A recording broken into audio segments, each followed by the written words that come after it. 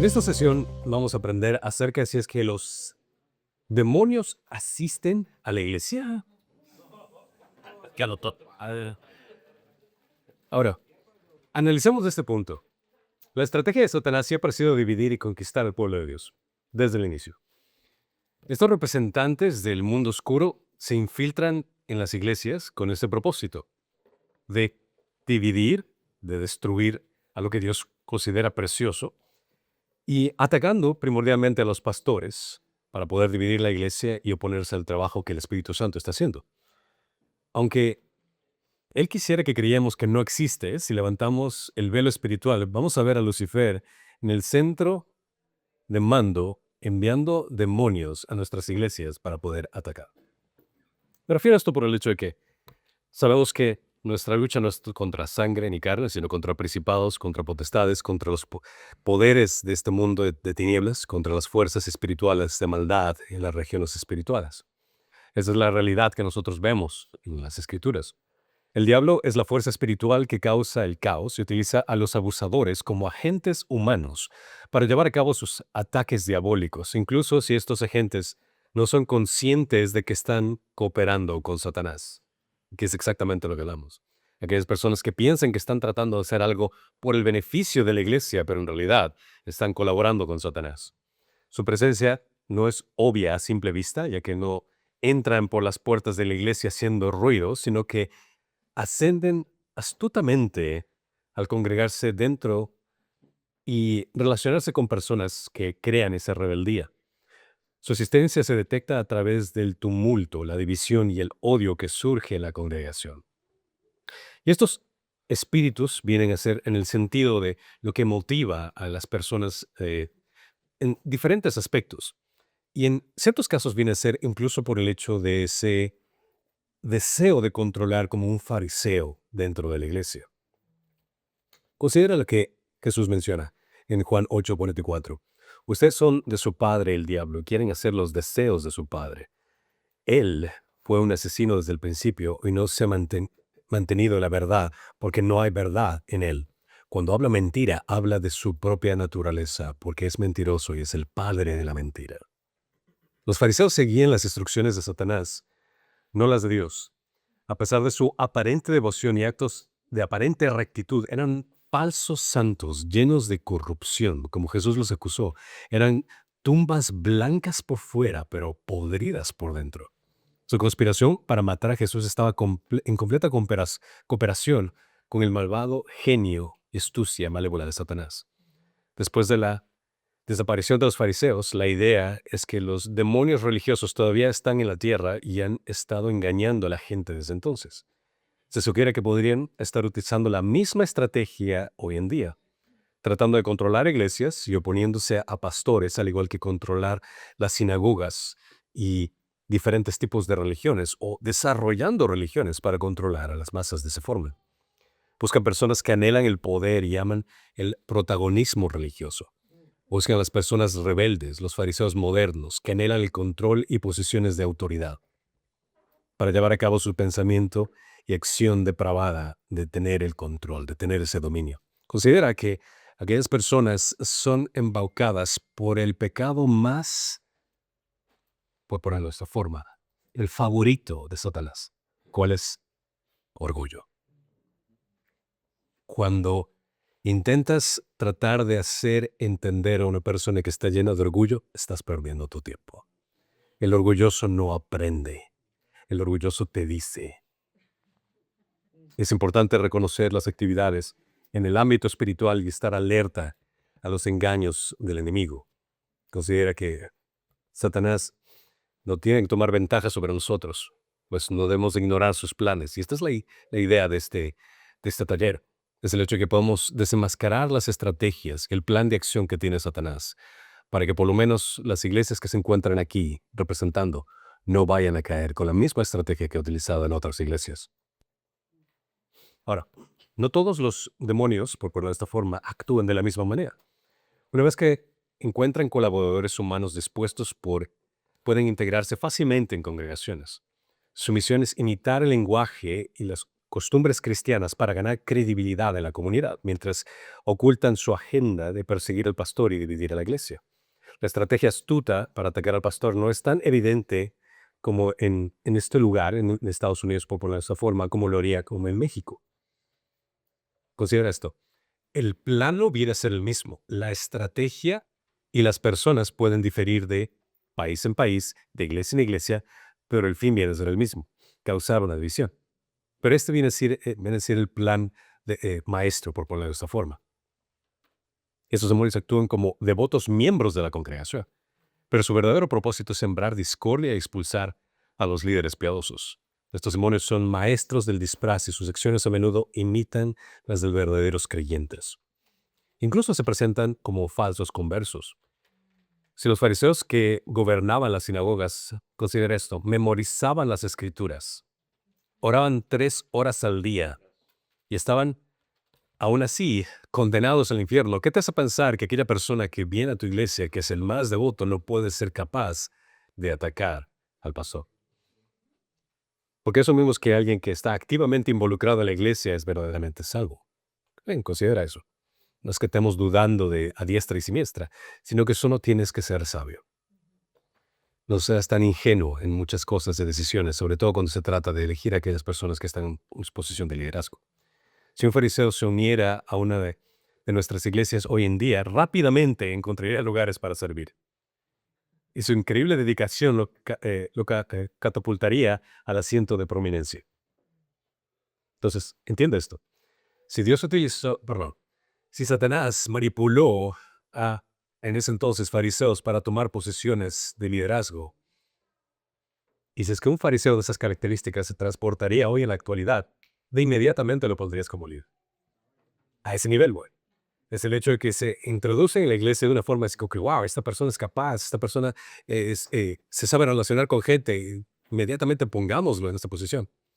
O sea, no todos son malos, no todos tienen planes malévolos, pero el punto que quiero enfatizar aquí es el hecho de que no corras para poner a líderes a cualquier persona que se te presente solo por el hecho que existe una necesidad. Un claro ejemplo se viene a dar, y esto también por experiencia personal. Yo ministro en una iglesia, en un ministerio hispano, es una iglesia anglosajona, ministro en un ministerio hispano, así que no tengo la responsabilidad que tiene un pastor por completo. Y tengo la bendición de poder ministrar a este grupo, y no tenemos un grupo de alabanza. Estamos ya como unos 3 años, y he orado, Señor, que traigas a la persona que esté teológicamente capacitada para guiar al pueblo en alabanza, que sepa tocar un instrumento. ¿Cuál es el problema con la mayoría de pastores?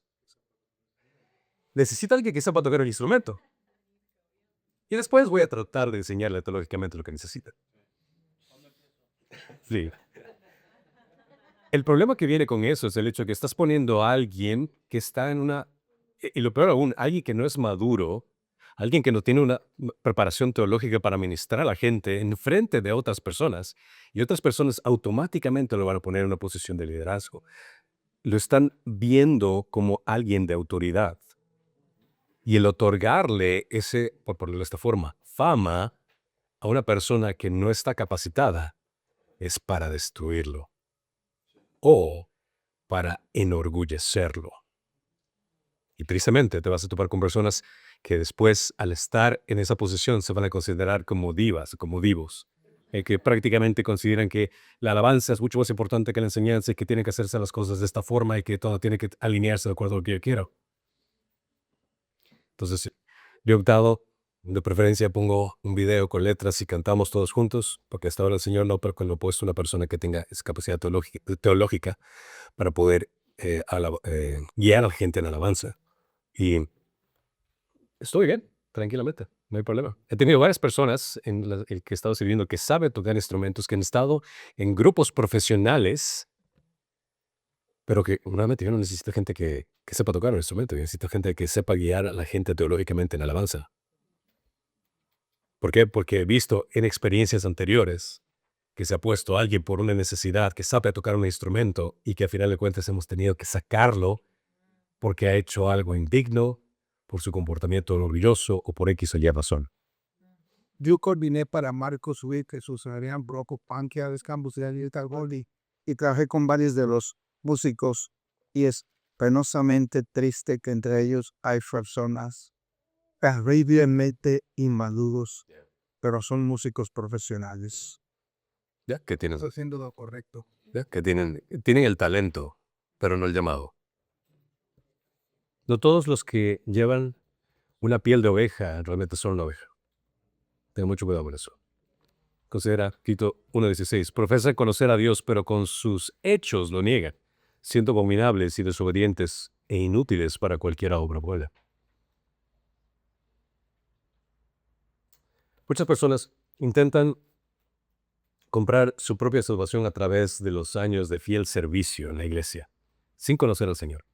Muchas personas tienen esa mala idea de pensar y esa autodecepción que consideran que el hecho de ser en una posición de liderazgo es lo que les va a ayudar en su salvación. Lejos de esto, es una aterradora posición porque están en una conversión falsa y genuinamente están engañándose a sí mismos y pensando que esa posición es lo único que necesita. Y ahí es donde cabe específicamente Mateo 7:21. No todo el que me dice Señor, Señor entrará al reino de los cielos, sino el que hace la voluntad de mi Padre que está en los cielos. Muchos me dirán aquel día, Señor, Señor, ¿no profetizamos en tu nombre? Y en tu nombre echamos fuera demonios, y en tu nombre hicimos muchos milagros. Entonces les declararé, jamás los conocí. Apártense de mí los que practican la iniquidad. Y aquí es donde vas a ver claramente esa característica de aquellas personas que anhelan el poder, que anhelan atención. Cuando se trata acerca de aquellos que se paran al frente, y voy a poner, no porque todos son iguales, pero voy a poner la misma categoría. Pastores, líderes de alabanza, profetas, apóstoles, evangelistas, todas esas personas que se paran al frente, ¿cuál es el mensaje que dan? Si es que el mensaje y la mayoría del tiempo que hablan es acerca de ellos, ten en cuenta que estás teniendo un potencial o si no ya de por sí un abusador que quiere controlar a la gente.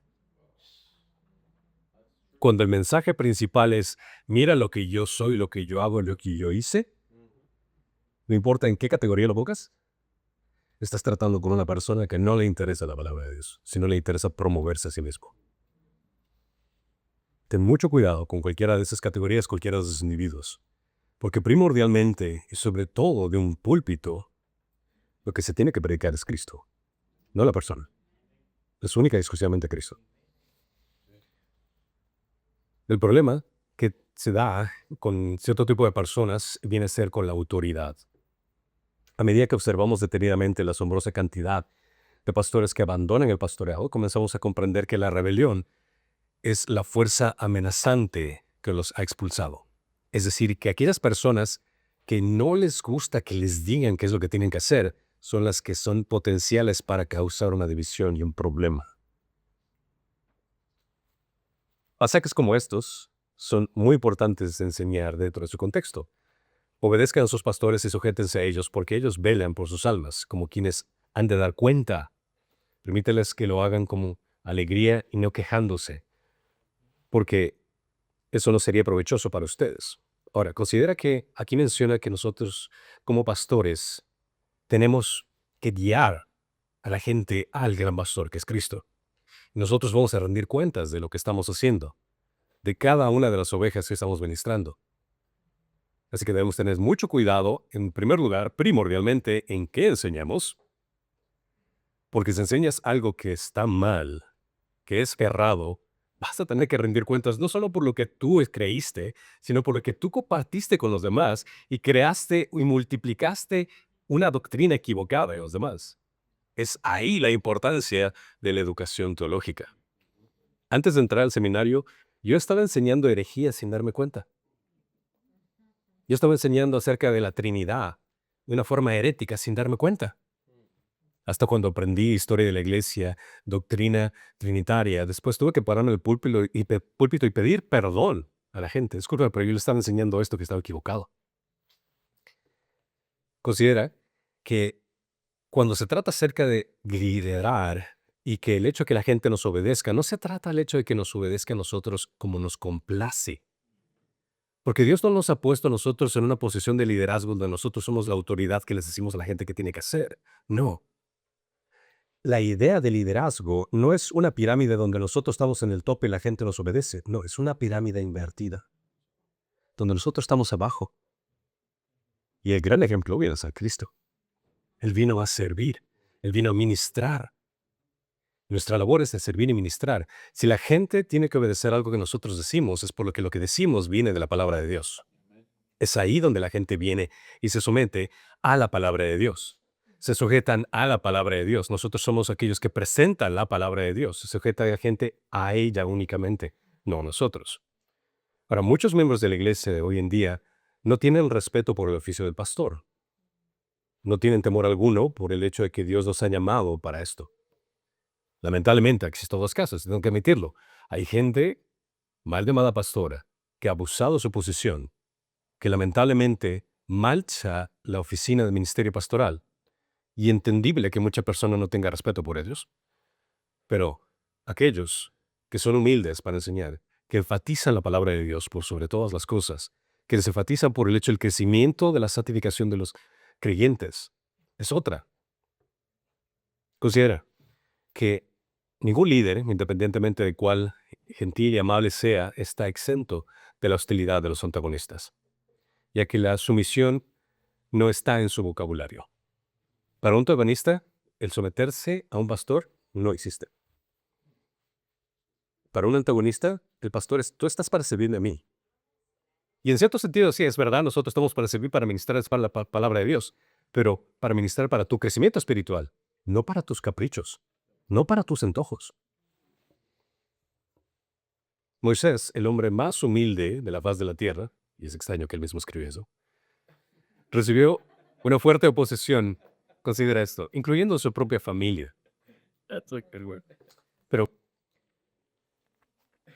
considera esta advertencia de Pablo a Timoteo, porque los hombres serán amadores de sí mismos, avaros, jactanciosos, soberbios, blasfemos, desobedientes a los padres, ingratos, irreverentes, sin amor, implacables, calumniadores, desenfrenados, salvajes, aborrecedores de lo bueno, traidores, impetuosos, envanecidos, amadores de los placeres en vez de amadores de Dios, teniendo apariencia de piedad, y esta es la parte que quiero resaltar, teniendo apariencia de piedad, pero habiendo negado su poder. A tales, evita. Si es que esta es la gran lista de personas que se encuentran en el mundo, considera que cuando tú estás en el edificio que llamamos iglesia, trayendo a la gente o a la gente que viene, no tienes que ser tan ingenuo como para pensar que todos vienen con buenas intenciones. Debes de tener cuidado. Tu corazón está, Señor, voy a ministrar gente, voy a ministrar la palabra de Dios y el Espíritu Santo se va a encargar de hacer los cambios en los corazones de las personas. Por supuesto, amén, aleluya, gloria a Dios. Todo el poder es de Cristo. Todo el poder es por medio del Espíritu Santo. Claro. También te pide a ti que seas astuto como serpiente. Seas dócil como paloma. En la forma como tratas a las personas, en la forma con quien te relacionas. El problema que viene a ser con la sumisión de aquellos abusadores es que tiene una falta de respeto con la autoridad. Y este es el primero del gran inconveniente. Es imposible complacer a alguien con un corazón rebelde. Todos elegimos entre dos actitudes hacia la autoridad: respetarla o resistirla. Son las únicas opciones. La elección que hagamos dirá mucho sobre nuestra relación con el Señor. En 1 Samuel 15:23 menciona, porque la rebelión es como el pecado de adivinación y la desobediencia como la iniquidad e idolatría. Nosotros vivimos en una sociedad que ama ridiculizar a sus líderes.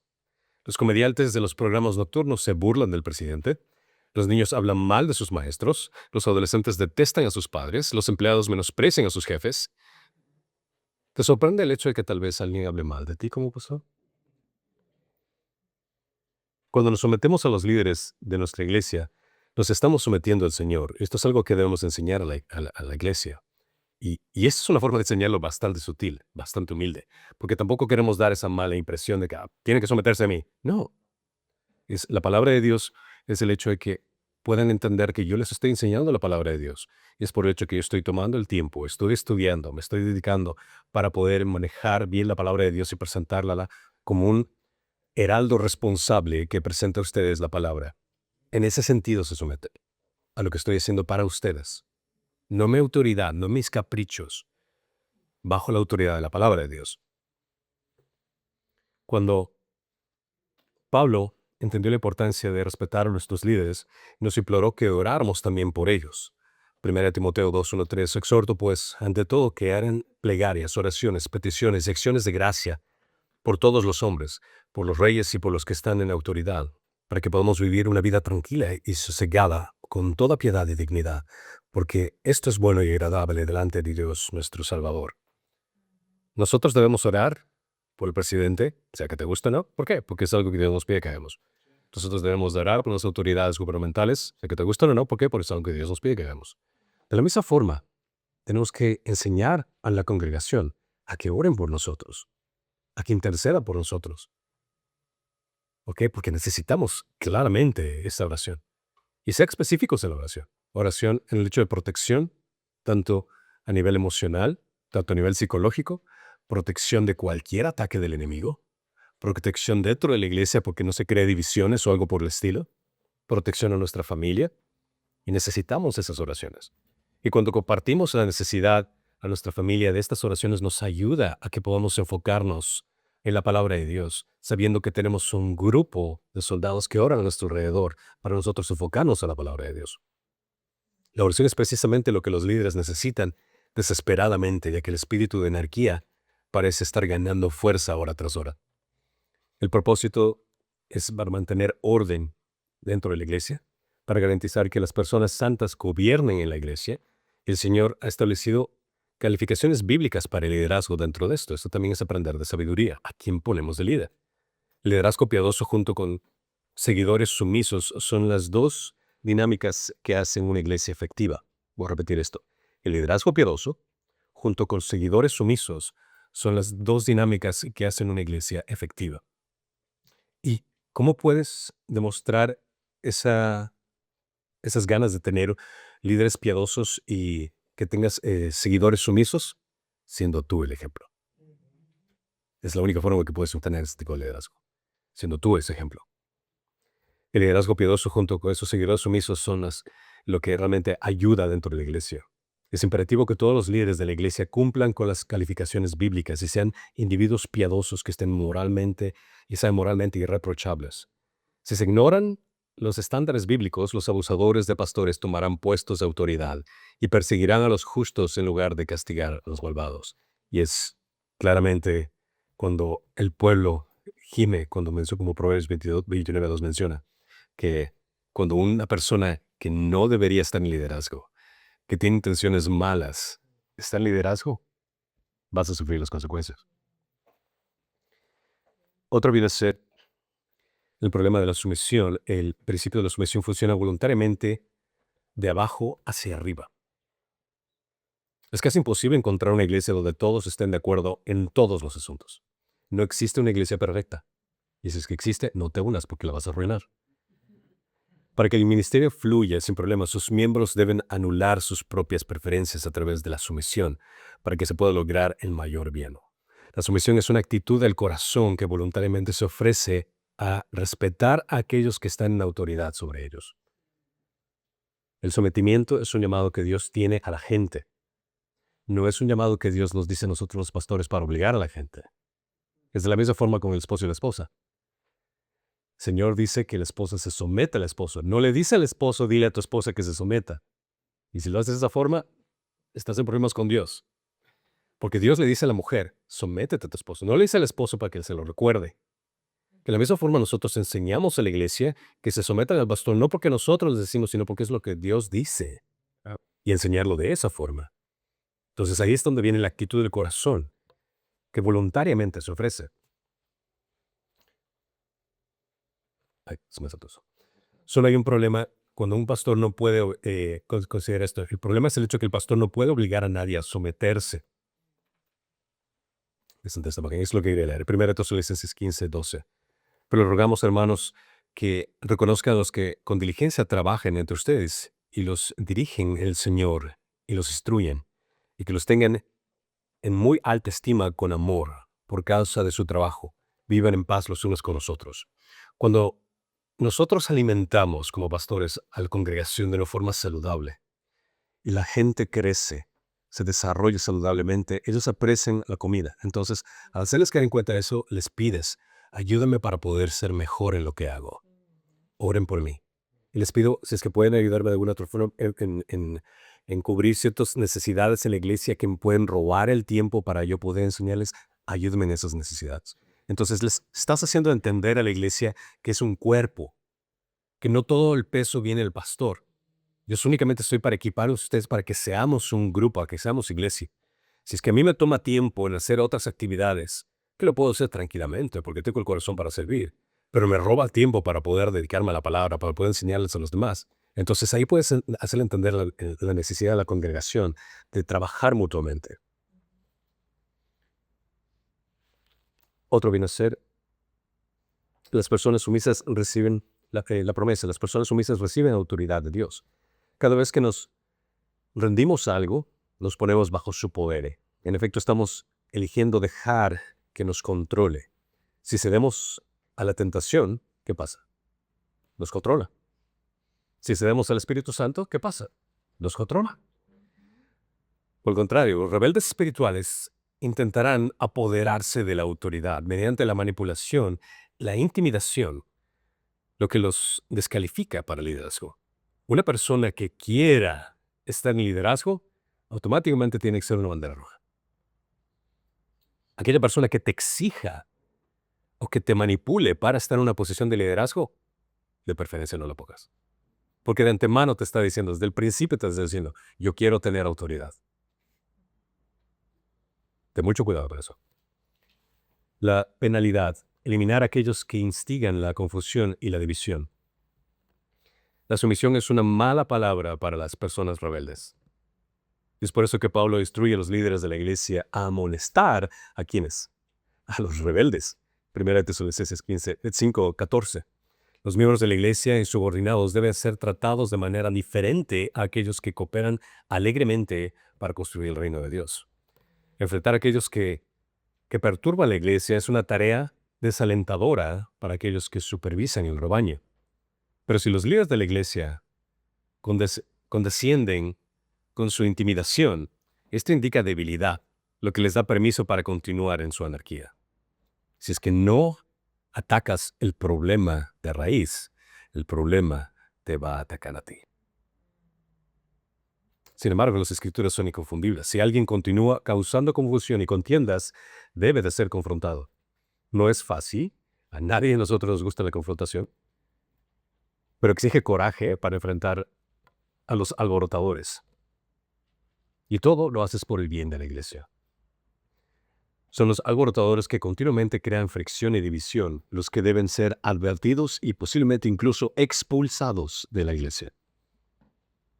Y es aquí donde vienen las razones de la disciplina en la iglesia. La Escritura habla de 4 situaciones en las que requiere la expulsión de la congregación. 1.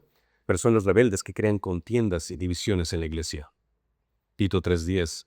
Al hombre que cause divisiones después de la primera y segunda amonestación, recházalo, sabiendo que el tal es perverso y está pecando, habiéndose condenado a sí mismo. Las escrituras es bien simple. Háblale una vez. Sabes que está siendo rebelde, sabes que está causando división. Háblale una vez.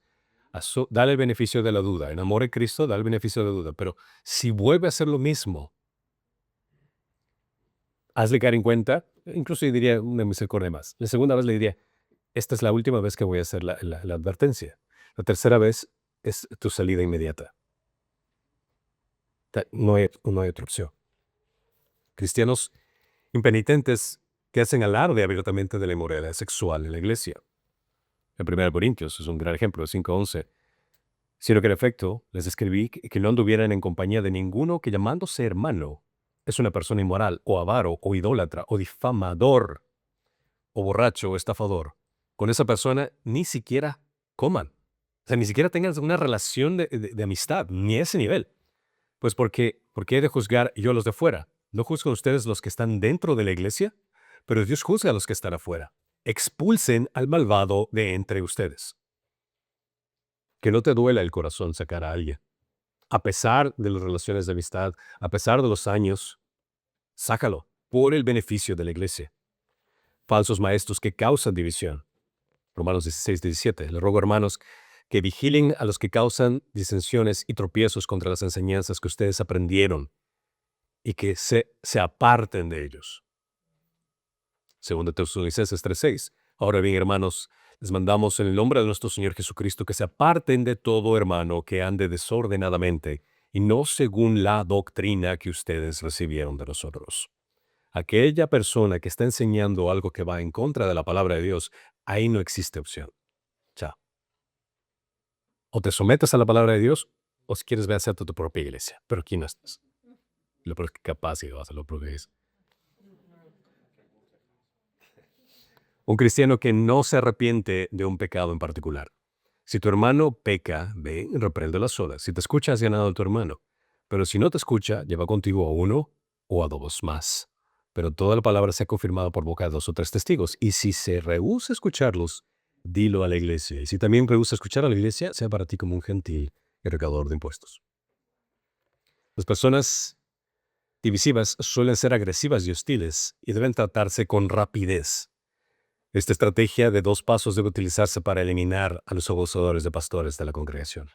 La primera amonestación debe ser una explicación de su maldad y una exigencia a que termine.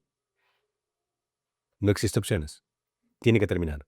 La segunda advertencia es un aviso final de que no se tolerará ningún comportamiento perturbador, nada más, o la excomunión será inminente. En ninguna parte de las Escrituras se dice que los abusadores deben ser llevados ante toda la iglesia.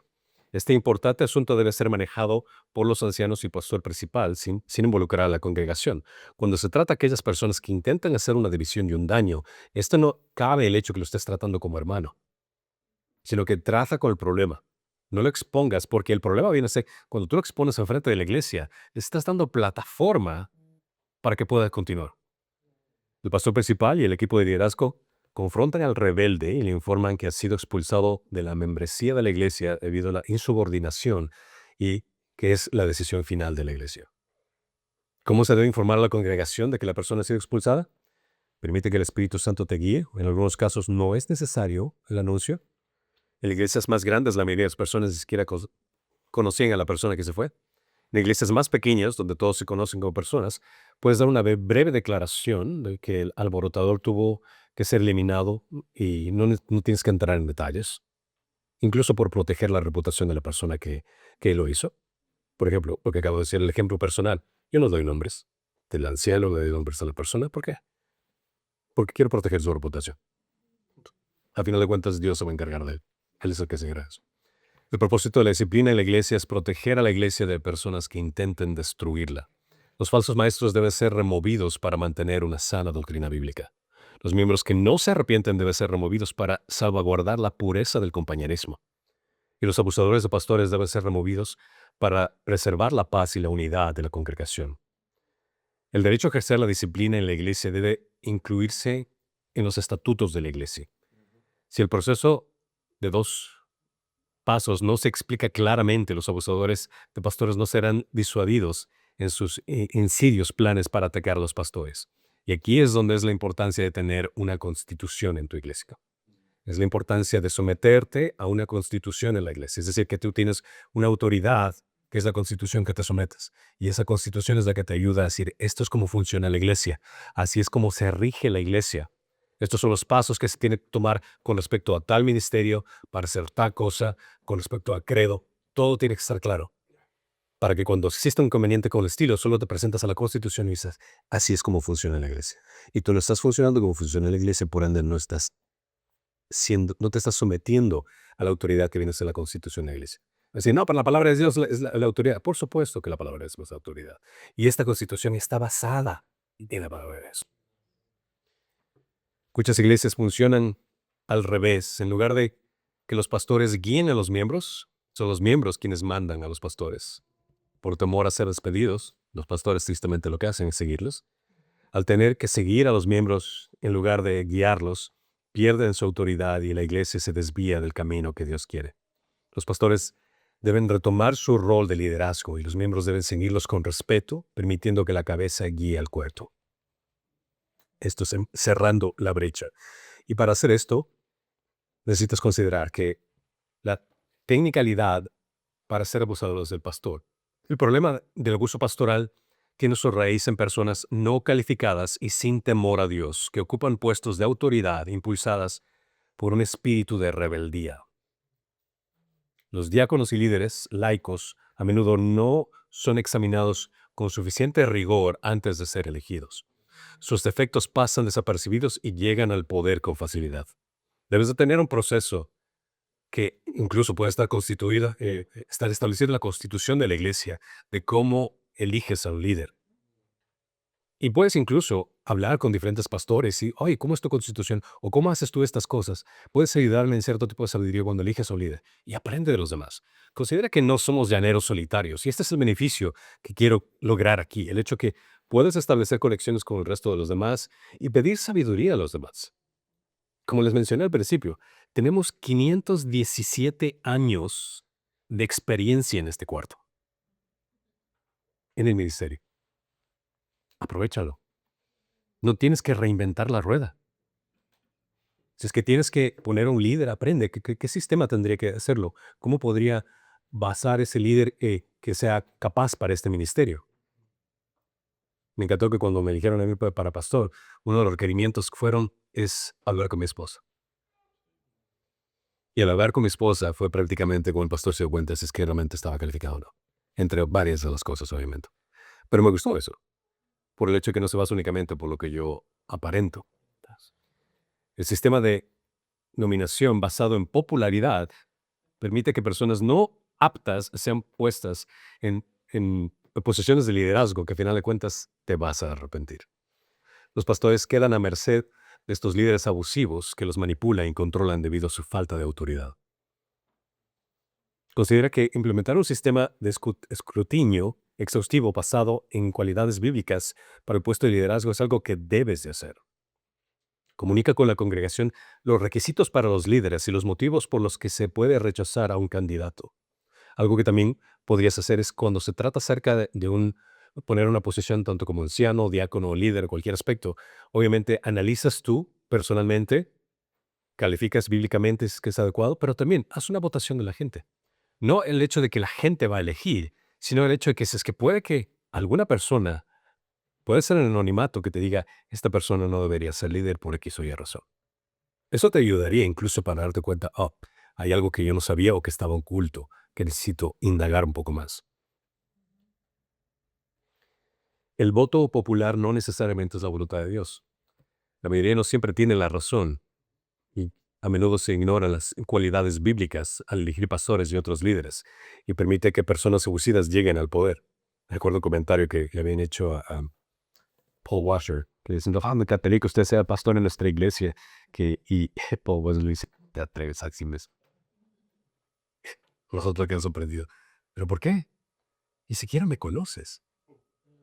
Me has escuchado predicar y tal vez te gusta cómo predique, pero no sabes cómo es mi vida. No sabes cómo trato a mi esposa, no sabes cómo trato a mis hijos y quieres que sea tu pastor. Excelente punto. La mayoría suele equivocarse en las decisiones importantes, como las elecciones, por ejemplo, el caso del rey Saúl en Israel. Fue popular. O la liberación de Barrabás. Fue popular. En algunas iglesias se elige a los líderes simplemente por su antigüedad o porque nadie más quiere el puesto, sin considerar las cualidades bíblicas. Se ignoran las señales de alerta sobre el carácter y las calificaciones de los candidatos, permitiendo que las personas problemáticas y abusivas obtengan puestos de autoridad. La falta de escrutinio es la laguna que aprovechan los abusadores para llegar al poder. Es más fácil aprobar a alguien que decirle que no está calificado. Y te voy a poner en un ambiente de ministerio que también es muy riesgoso, que es una bomba en potencia para las iglesias hispanas. El poner a cualquier persona en el ministerio de niños. Es una bomba en potencia. Porque no tienes idea a quién estás poniendo. Y sobre todo por el hecho de que hay una necesidad, necesitamos una persona que cuide, sea hombre o mujer. Si es que no sabes el historial de esta persona, y de pronto se descubre que esta persona ha tenido algún inconveniente con la ley con respecto a niños, el problema lo llevas tú. Ten mucho cuidado con eso. Es por eso que las iglesias americanas han aprendido de eso, y debemos aprender de eso, de ellos también, es el hecho que tómate el tiempo, utiliza recursos, como incluso hacer un chequeo de historial policíaco del FBI, lo que sea. ¿Cuesta algo de dinero? Sí cuesta, pero esto te va a ser muchísimo más barato que pagar una demanda y tener que cerrar la iglesia porque tú pusiste a alguien que no debía estar cuidando a niños. Debemos de dejar de confiar únicamente en el voto para elegir a los líderes y adoptar un proceso de selección basado en cualidades bíblicas. Otro viene a ser cerrando la brecha del abuso pastoral. Es la participación de personas sin madurez espiritual en toma de decisiones importantes para la iglesia, que abre la puerta al abuso pastoral. Estas personas influenciables y fácilmente manipuladas son usadas por los abusadores para tomar el control y alejar a la iglesia del camino de Dios. La iglesia debe ser guiada por líderes espirituales maduros, pastores, laicos, que busquen la voluntad de Dios por sobre todo. Se debe elegir líderes responsables, amables y que exhiban el fruto del Espíritu. Tanto pastores como laicos en posiciones de autoridad deben ser examinados exhaustivamente para asegurar sus cualidades bíblicas y su integridad. Implementar un sistema de escrutinio riguroso en todo.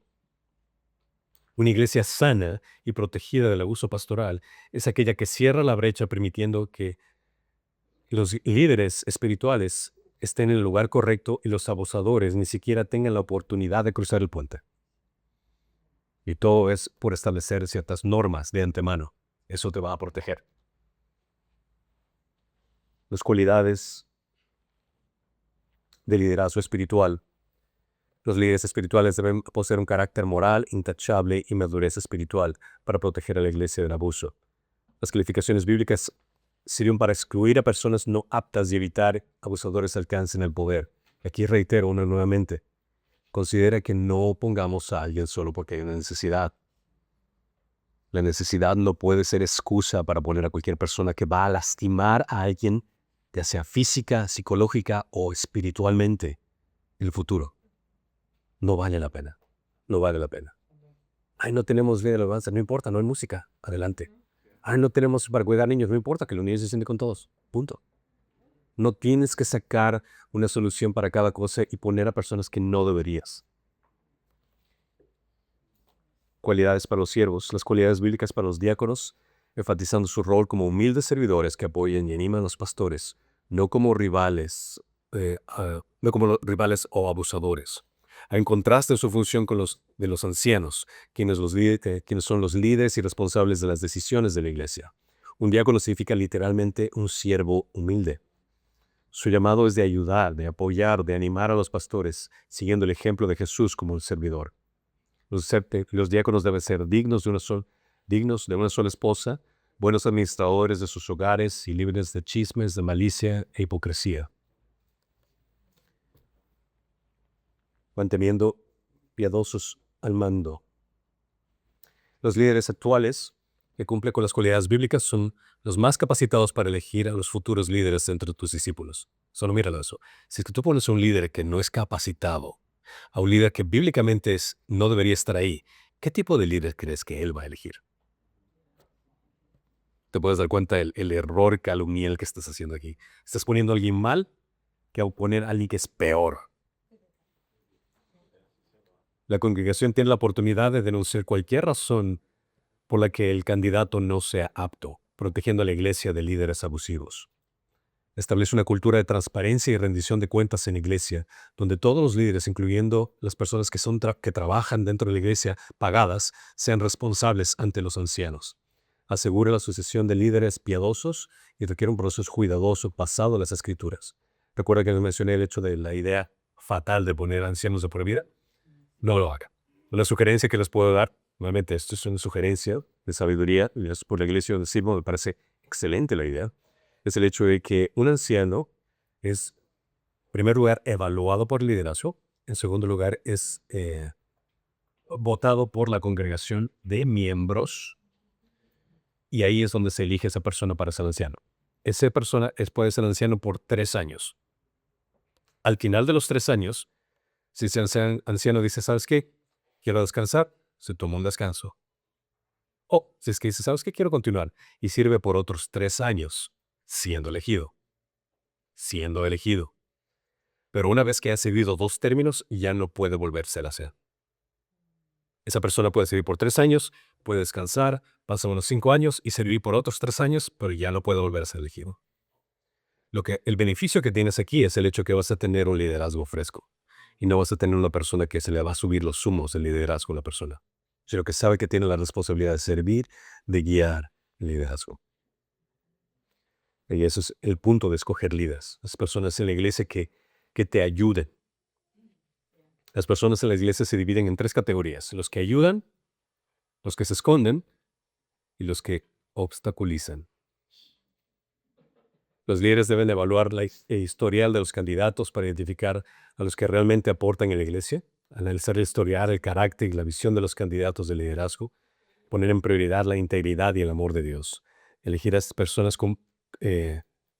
evitar elegir personas con problemas sin resolver o con familiares problemáticos que pueden causar divisiones. Busca líderes que unifiquen a la iglesia con una visión clara, que tengan la valentía de enfrentar a los opositores. Cuando escojas un liderazgo de una persona que ha tenido una historia antes de una iglesia, evalúa también la historia de dónde viene, qué ha hecho, cómo ha servido, cómo le fue. Es algo muy importante que tienes que hacer. Y definiendo las líneas de responsabilidad. Toda responsabilidad se delega de una autoridad y quien la recibe y debe de rendir cuentas por sus cumplimientos. Es crucial definir claramente las áreas de responsabilidad que cada líder tiene. Si no defines, esa persona va a irse de los bordes y va a querer hacer cosas que no le corresponden. Si eres líder, tu responsabilidad va de aquí a acá. Punto. Pero si no defines eso, saben por todos lados. Se recomienda el enfoque en círculos concéntricos para establecer límites de suposiciones de autoridad entre diferentes roles. Esta persona tiene que rendir cuentas a otra persona y esta persona rinde cuentas a otra persona, por ponerlo de esa forma. Se debe distinguir escenarios hipotéticos. ¿Qué pasaría si, por ejemplo, para determinar cómo tomar decisiones conjuntas y resolver esos problemas? Como darles hipotéticos y darles cómo resolverías este problema. ¿Qué harías en tal caso? Y así le estás ayudando a poder desarrollar ya sea un pensamiento de liderazgo apropiado. Y aquí viene también la importancia de la membresía. La membresía no se trata simplemente de firmar una tarjeta o figurar en una lista, sino de un compromiso y una inversión activa en la congregación específica. Esta práctica está respaldada por las Escrituras y sigue el patrón de la iglesia en el Nuevo Testamento. Esto lo vemos en Hechos 6, del 2 al 5. Considera que aquí se menciona el nombre de personas específicas. La membresía implica un compromiso y responsabilidad con una comunidad de creyentes específico. Hechos 6, la elección de diáconos indica una responsabilidad y membresía dentro de la comunidad. Ahora, cuando hablo acerca de membresía, me refiero al hecho de que aquellas personas que sabes que vas a contar. Porque van a ir gente a tu iglesia que los domingos que únicamente van y calentan el asiento y no les vas. Es normal, bueno, por lo menos escuchar la palabra de Dios, esperemos que haga algo ahí. Pero van otras personas que llegan y se sientan que no solo son oidores, sino van a ser hacedores. Perfecto, tú eres hacedor, quiero que pases por este proceso para darnos cuenta que eres creyente en primer lugar, para fortalecerte y equiparte espiritualmente, y es ahí lo fabuloso, por ejemplo, el hecho de enseñarles sus dones espirituales para que sepan en qué parte del cuerpo de Cristo van a entrar. Y al equiparlos de esa forma, ok, eres miembro. Es decir, que al ser miembro, este es tu lugar, esta es tu familia, esta es la iglesia. De señalar el hecho de que dentro de este contexto, cuando estás dentro del cuerpo de Cristo, la membresía también implica una responsabilidad para con la iglesia. Y la membresía implica que la persona se compromete en servir. La persona se compromete en dar. No le vas a decir cuánto, eso es entre Dios y la persona, pero se compromete en dar. La membresía en una iglesia local es un mandato de Cristo respaldado por las Escrituras, y la práctica de la membresía tiene beneficios que van más allá de la obediencia, siendo también un medio de gracia por el cual Cristo bendice a su pueblo. Considera que como pastor también te va a ayudar a aliviar cierto tipo de cosas que uno tiene toda buena intención de ayudar. Pero, por ejemplo, si estás en una iglesia y tienes un grupo de personas, donde tienes un grupo de miembros y una persona que se aparece de vez en cuando Y si tienes entre un grupo de miembros, una familia, una persona, un individuo que tiene necesidad y una persona que aparece de vez en cuando, ¿cuál sería tu prioridad? El miembro. El miembro. Si tienes tiempo para ayudar a la otra persona, adelante. Pero tu prioridad tiene que ser con aquellos que tú estás equipando, aquellos que tú estás alimentando, aquellos que tú estás construyendo.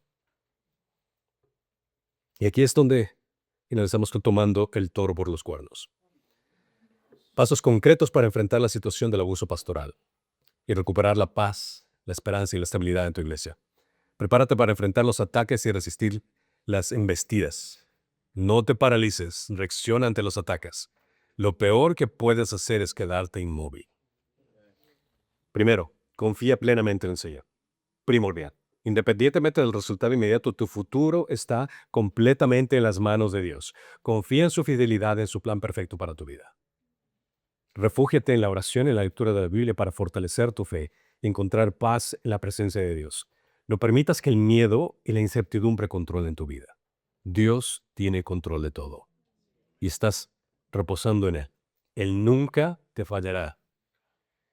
Aunque sientas la necesidad de defenderte contra las calumnias, recuerda que la venganza destruye tu testimonio. Jamás se te ocurra vengarte. Escucha la voz de la razón de Dios y rehúsa responder a un ataque. No te dejes llevar por la ira y por el deseo de venganza. Entrega tu situación a Dios y confía en que Él hará justicia. Tu testimonio y tu paz interior se fortalecerán cuando confíes en el tiempo y la justicia divina, no en el tuyo. No lo hagas por tu cuenta, porque después te vas a arrepentir. Asegúrate de cumplir con tus deberes. Para recibir fielmente el apoyo de la iglesia, el pastor debe cumplir fielmente con sus deberes. Ser responsable con las cosas que tienes enfrente de ti.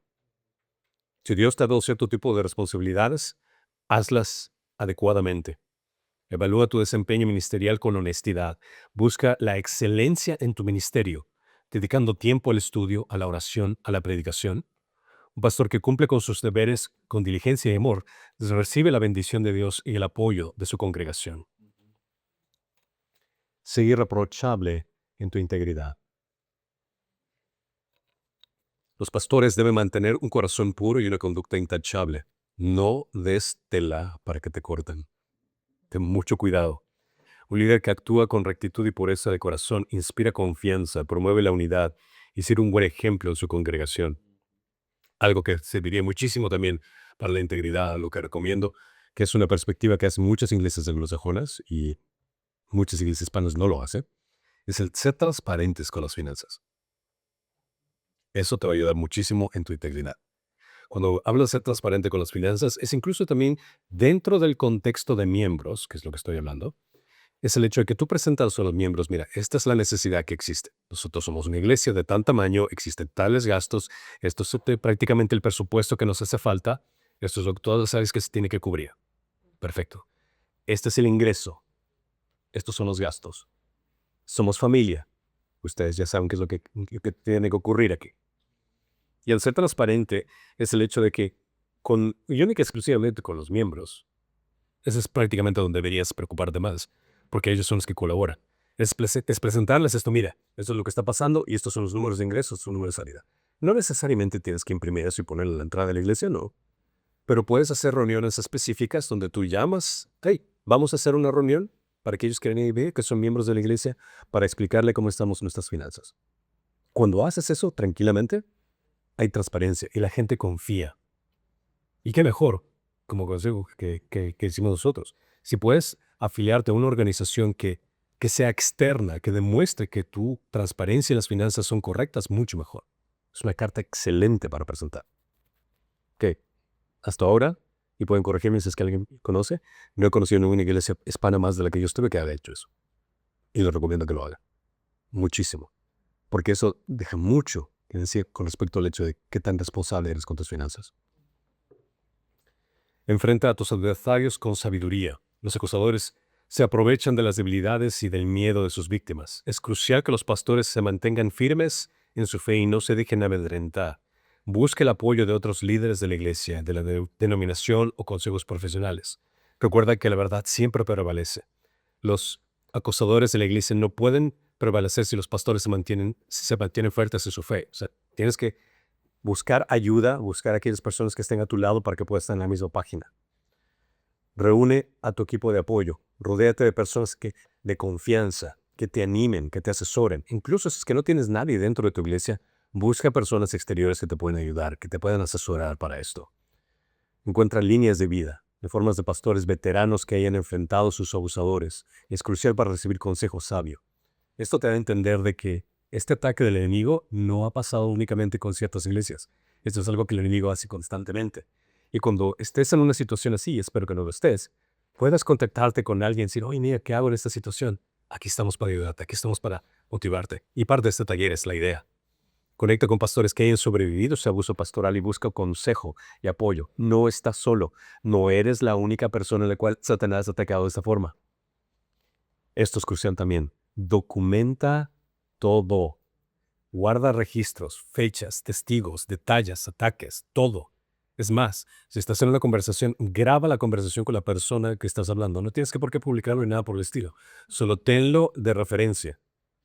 Porque créeme que eso te va a servir muchísimo. Consulte con un abogado experto en derecho eclesiástico. Busca asesoría legal especializada, contacta tal vez estés en tu denominación y informa al liderazgo sobre esta situación de cómo lidiar con este punto. Esto es algo que tienes que ser muy atento. Pregunta. No, no es con la ley. Depende del estado. Aquí en Arizona no. De California sí. El hecho de que se grabe una conversación es muy importante por salvaguardar que cualquier conversación que se dé. Pero buena observación, depende del estado. Hay una situación ahora con los teléfonos inteligentes, que cuando tú vas a grabar una conversación a la persona el teléfono le avisa que está bajo grabación. Entonces la persona que te está hablando también vas a cuidar lo que habla, o ya si es un abusador le va a valer gorro, pero ahí está. Otra cosa que uno puede conectar el permiso uno puede grabar la conversión en una reunión y es ilegal. Y eso sí, mucho más tranquilo. Pero considera que si estás tratando con un abusador, ellos no van a respetar nada de lo que estás haciendo. Más ilegal.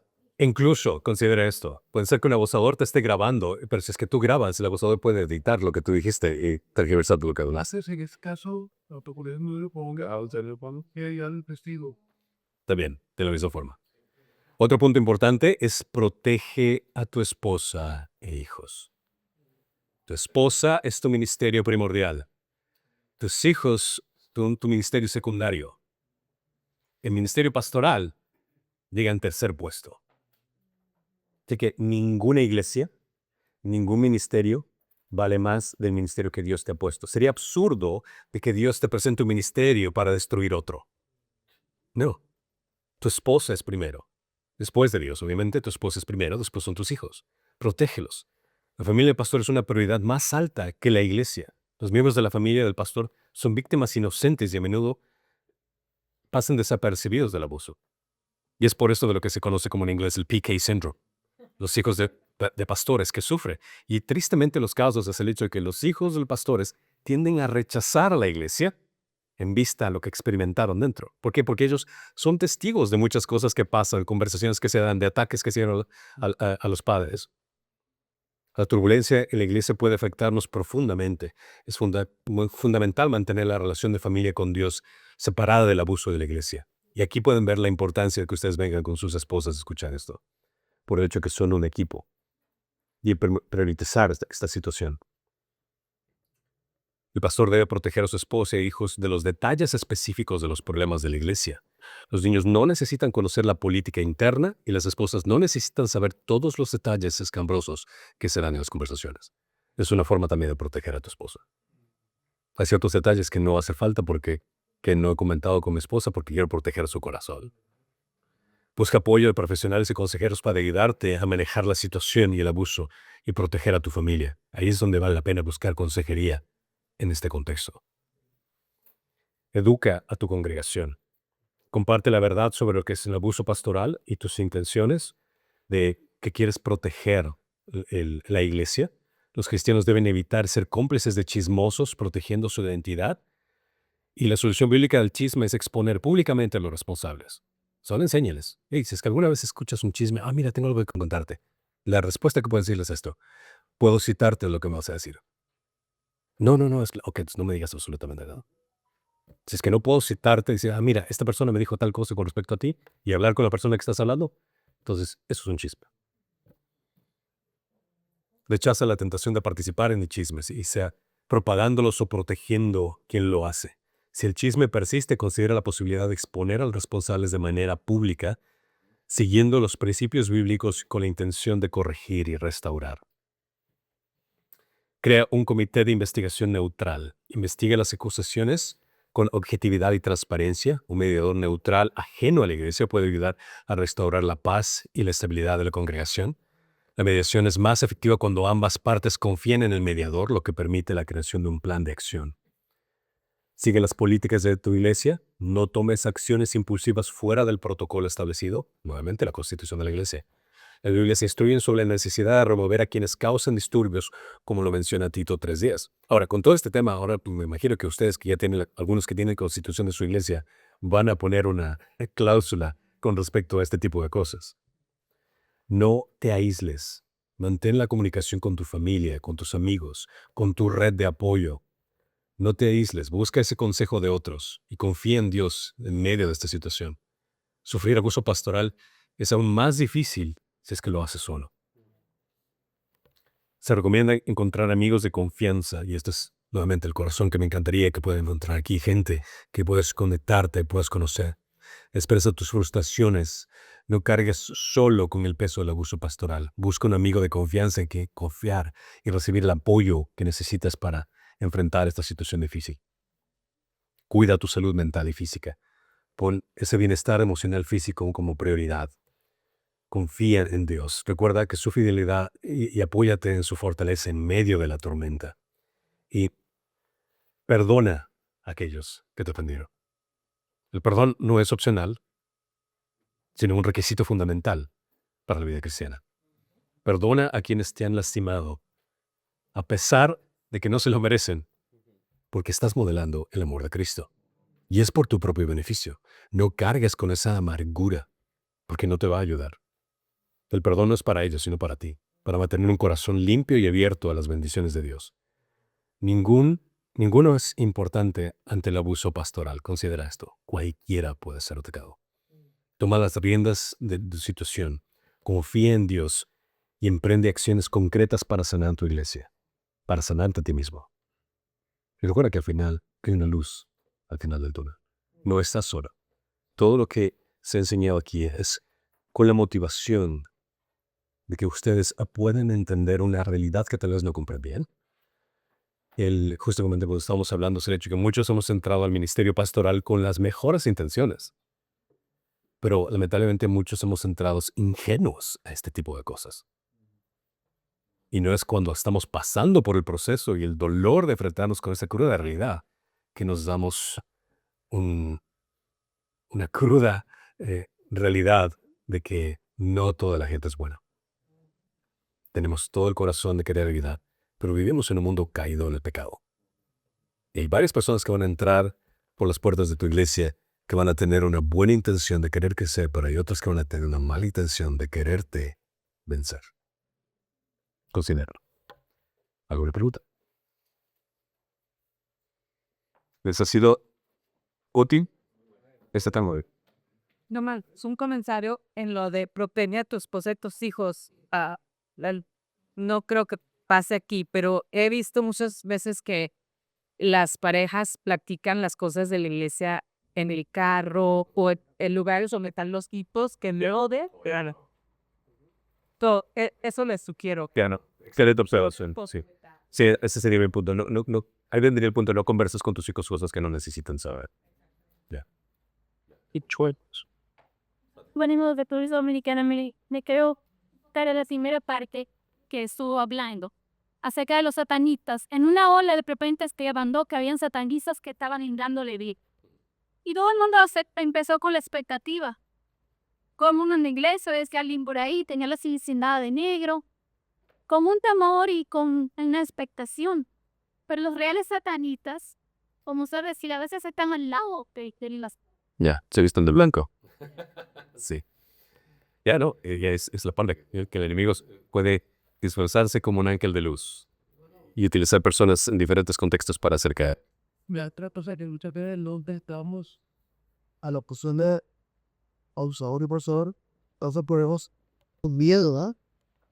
Ahora si se le vaya a uno, le vaya a uno, le vaya a tres, y no protesto tipo voto que dice cuando hay en la parábola dice, pero ahorita de dinero, si apartamos así la hazaña, ahora con un interés también.